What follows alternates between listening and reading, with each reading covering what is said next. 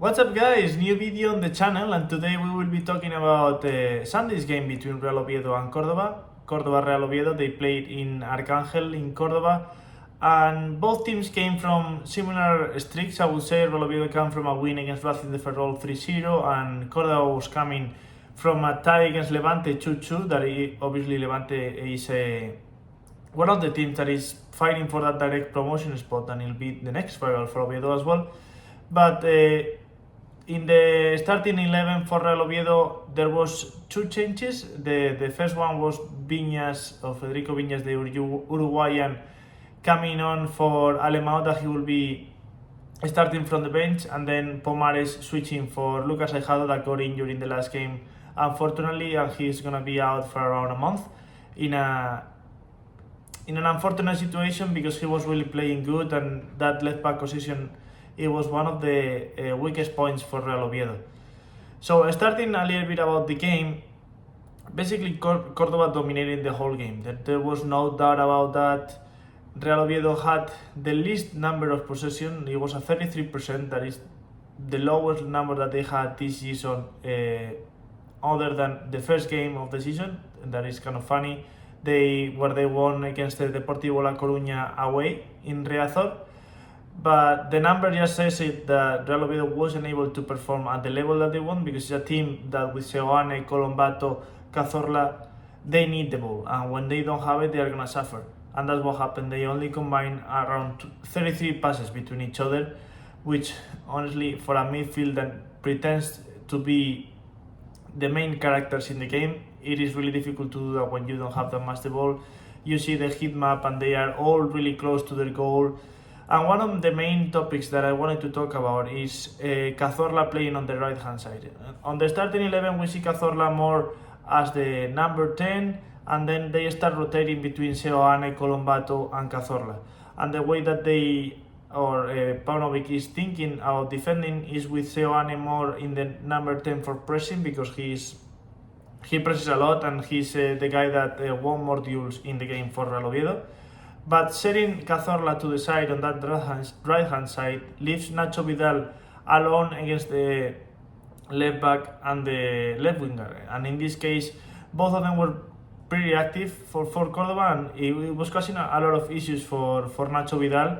And we can see that the game went really into that left hand side, and for Cordoba obviously, and it's when Ivan Ania as well in the press conference, he said that they were trying to force that because they knew that Real Oviedo was a little bit more weak in that area, and it's something that I think Paunovic has to take a look at. Obviously, Real Oviedo has played with this formation with Seoane, Colombato and Cazorla together in the midfield, but they have included Sibo, which is an important midfielder, because you have all these guys that are always trying to attack, and you need somebody to hold the position and not let the defenders just have all the midfielders and have all the attackers coming to them with not many help basically.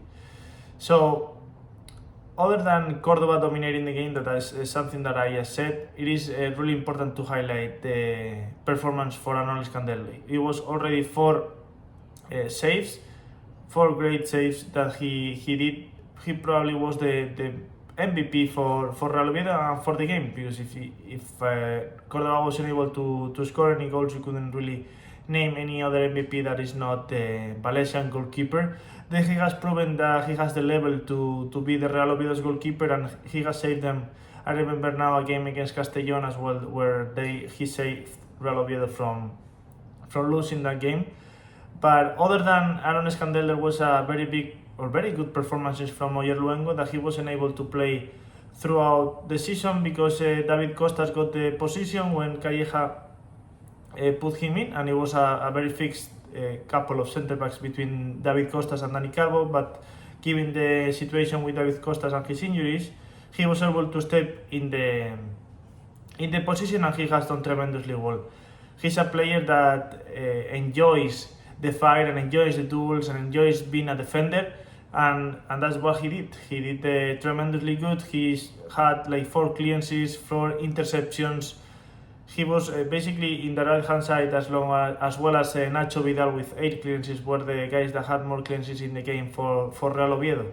And as I said before, the right hand side for Real Oviedo was the one that was suffering more due to having Cazorla in that position that wasn't able to track back the left back, and it was creating a 2-1 versus Nacho Vidal, or Dan Sibo would be shifting into that position. But as I said before, the center midfielders were not present in the game, and when Real Oviedo doesn't have the ball, it's a team that suffers a lot because they don't know how to be self-sufficient at front, other than if you have Alemao or Hassan. That's what Paunovic tried to do at the minute 60, where he subbed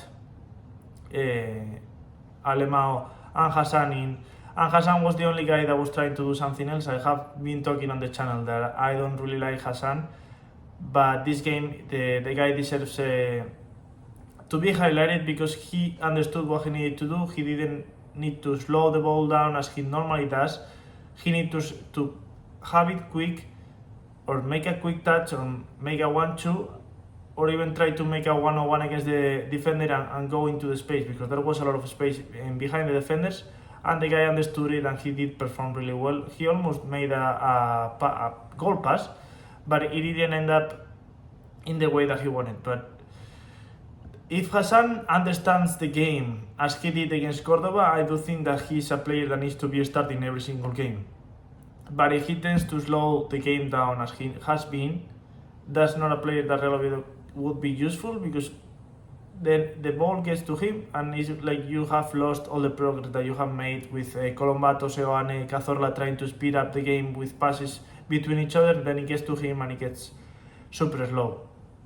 But other than that, it is very sad that we weren't able to see Paulino or Elias Chaira in the game, because I do think that both players would have been very useful for Real Oviedo and for Paunovic, because they are the players that have the skills, that have the pace, that have the intelligence as well to find the spaces where they are not. When you have a lot of a high defense like Cordoba was playing with, you need to find the space in behind, and Real Oviedo wasn't able to find it. It was non-existent. The strikers as well, Alemao didn't have the day, Viñas had one opportunity, but nothing other than that. He's not the striker that he's going to be very independent and find the occasion or the opportunity by himself. He's not that striker.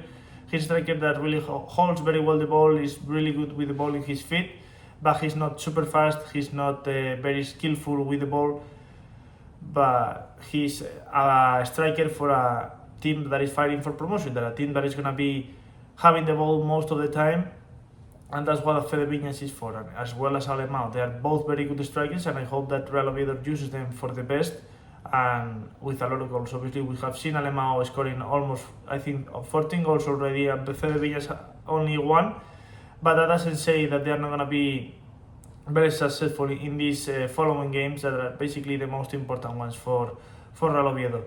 And with the last highlight that I wanted to make in the video is the left back position, because Pomares has already picked up an injury. They have said that it's only a little bit of a soreness in the hamstring, but obviously Rahim is not a player that can play for Real Oviedo at the moment. He has a lot of potential in my opinion, because he has a great physique, but he seems that he disconnects sometimes from the game, and that can happen in a team that is trying to fight to get to the first division.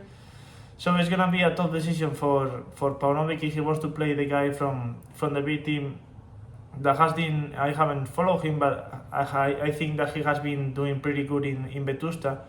So hopefully he has the chance to play against the Levante now in the weekend. That is a very important game for Real Oviedo. That's probably one of the main games, and then they'll have Huesca as well coming for basically dictating if they are able to maintain that playoff position or even getting closer to the direct promotion. So I hope you guys like the video, and I am very happy that I keep doing this, because I really like talking to you guys about Real Oviedo, about the things that I've been watching throughout the weekend, and just sharing my opinion of basically soccer. That's what I like.